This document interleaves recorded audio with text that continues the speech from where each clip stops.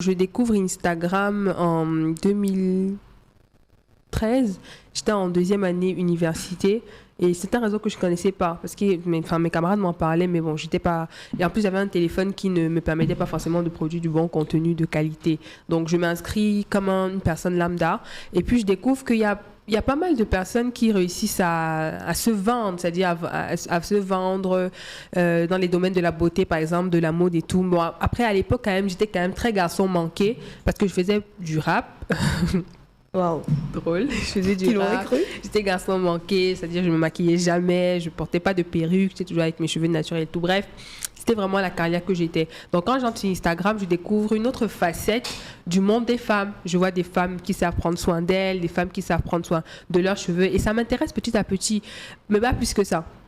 Quand je m'inscris dans l'élection Miss de mon université, encouragée par Suzy. Suzy, c'était une camarade de classe. Elle voyait mon physique et elle m'a encouragée à m'inscrire au concours. Donc, je me suis inscrite, mais sans forcément avoir, sans grand enthousiasme, parce que, comme je vous dis, je n'étais pas vraiment très girly et tout ça.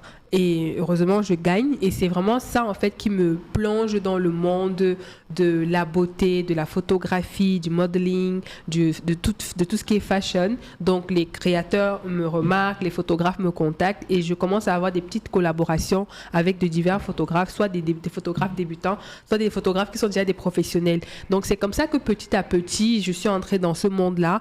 Et à chaque fois, j'avais en fait la présence d'esprit de diffuser le contenu, c'est-à-dire de diffuser mon quotidien sur le réseau social qui était Instagram à l'époque. Et donc, c'est ça qui a... Je me suis rendu compte que ça intéressait beaucoup les gens en fait, parce que les photos les plus likées sur mon profil, par exemple, c'était les photos de shooting, les photos de moi maquillée. Bon, c'est dommage, parce qu'on est dans une société où l'artificiel et le superficiel prime sur tout ce qui est naturel, mais c'est une réalité et j'ai joué sur ça. Et voilà, donc quand je m'inscris au concours Miss Biopharma, j'ai déjà quand même ma petite communauté sur Instagram de personnes qui m'aiment bien, qui aiment bien les shootings, qui me demandent bien des conseils sur comment j'entretiens ma peau, mes cheveux. Et voilà, donc de fil en aiguille, c'est comme ça que j'ai réussi à bâtir ma communauté.